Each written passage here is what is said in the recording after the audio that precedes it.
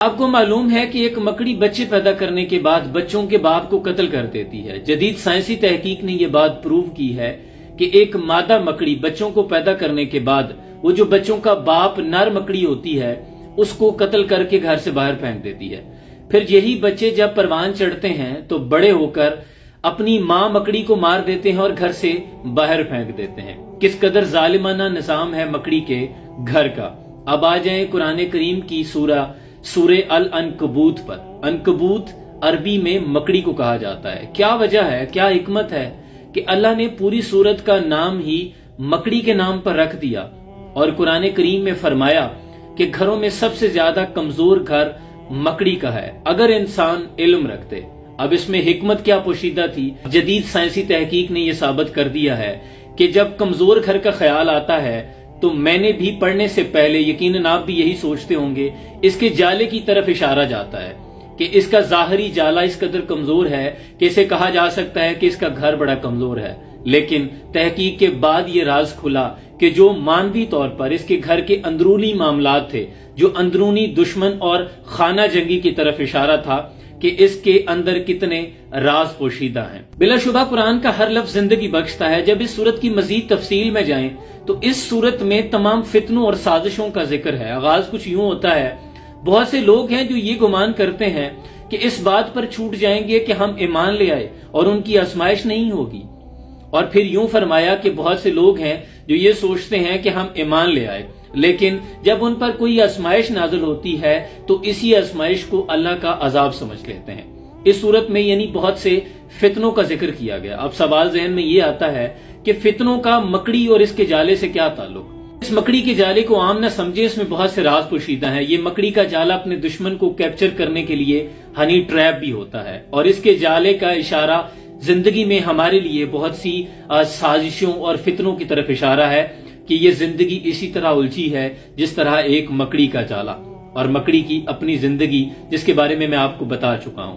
اب سورہ نمل کی طرف چلیں، یعنی قرآن کی ایک ایک جو سورہ ہے اس میں کتنے راز پوشیدہ ہیں، اللہ نے نام بھی رکھا ہے تو کتنی حکمتوں کے ساتھ۔ سورہ نمل، نمل عربی میں چیونٹی کو کہا جاتا ہے۔ اب یہ بہت ڈیٹیل کے ساتھ ایکسپلینیشن ہے لیکن میں اختصار کے ساتھ تعارف کیے دیتا ہوں کہ جب حضرت سلیمان علیہ السلام اپنا لشکر لے کر نکلے، یہ قرآن کا ترجمہ ہے، تو ایک چینٹی دوسری چینٹی سے کہنے لگی کہ اپنے بلوں میں گھس جاؤ، حضرت سلیمان علیہ السلام کا لشکر آ رہا ہے، کہیں ایسا نہ ہو کہ تم رون دی جاؤ، یعنی مسل دی جاؤ۔ حضرت سلیمان علیہ السلام کو چونکہ زبانوں پہ عبور تھا، انہوں نے چینٹی کی آواز کو سن لیا اور اپنے لشکر کی ڈائریکشن کو چینج کر دیا۔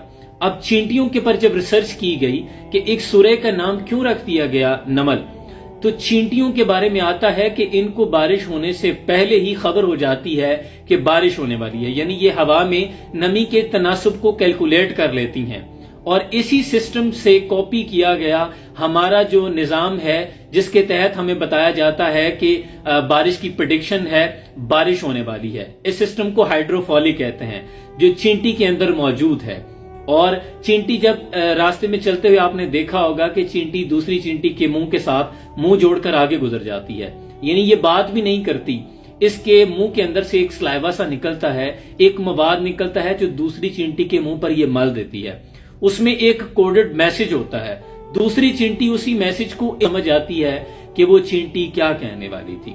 یعنی یہ قرآن کی جو سورہ ہیں اس میں اس قدر حکمتیں پوشیدہ ہیں کہ انسان کی عقل دھنگ رہ جائے، اسی لیے حکم دیا گیا کہ غور و فکر کیا کرو، غور و فکر کے ساتھ قرآن کو پڑھا کرو۔ لیکن ہمارے معاشرے میں ہمیں بچپن سے یہی بتایا گیا کہ قرآن کو پڑھنے سے ثواب ملتا ہے، ایک حرف کے بدلے 10 نیکیاں ہیں، اتنا پڑھیں گے تو اتنا ثواب ہوگا۔ علماء حضرات ہمیں یہ تو بتاتے ہیں کہ حضرت یوسف علیہ السلام بہت حسین تھے، لیکن یہ نہیں بتاتے کہ وہ کون سی معاشی پالیسی تھی کہ 7 سال مصر کو قحط کا سامنا تھا لیکن ایک بھی بچہ بھوک سے نہیں مرا۔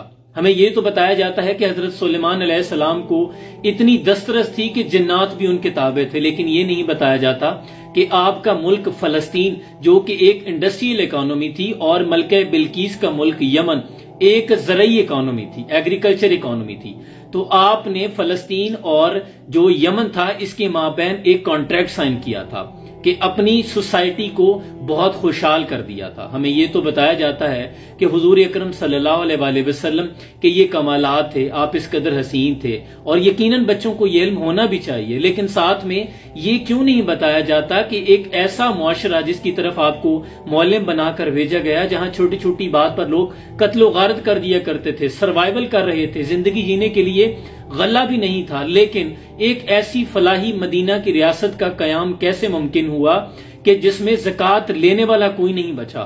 کیا تھی حضرت عیسیٰ علیہ السلام کی نو وائلنس کی تحریک؟ وہ حضرت موسیٰ علیہ السلام کی حکمت عملی کیا تھی کہ اتنے بڑے فرعون کے خلاف اتنی بڑی آزادی کی تحریک اور ایک بھی شخص کا قتل نہیں ہوا؟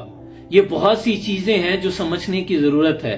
اس لیے میری آپ سے گزارش ہے کہ قرآن کو ثواب کی خاطر نہ پڑھا کریں.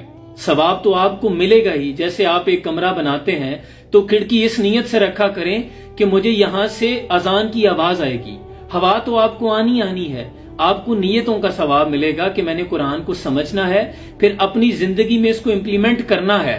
جیسے حضرت اشفاق فرماتے ہیں کہ اگر کسی فیصلے کی گھڑی آ جائے، نوبت یہاں تک آ جائے کہ آپ کو قرآن پہ ہاتھ رکھ کے فیصلہ کرنا پڑے، تو پھر قرآن پہ ہاتھ رکھ کے فیصلہ نہ کیا کریں، قرآن کو کھول لیا کریں.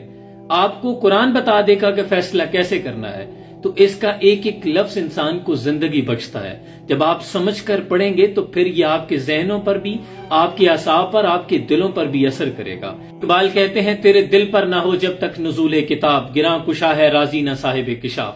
جب تک یہ قرآن تیرے دل پر نزول نہیں کرتا تب تک تو تفسیر رازی کا مطالعہ کر، تفسیر کشاف کا مطالعہ کر، تجھے کچھ سمجھ نہیں آئے گا. افسوس ہمارے معاشرے میں جب کوئی مرنے کے قریب ہوتا ہے تو روح اٹک جاتی ہے، تو کہتے ہیں اس کے سرانے سورہ یاسین پڑھو تاکہ اس کی روح آسانی سے نکل جائے.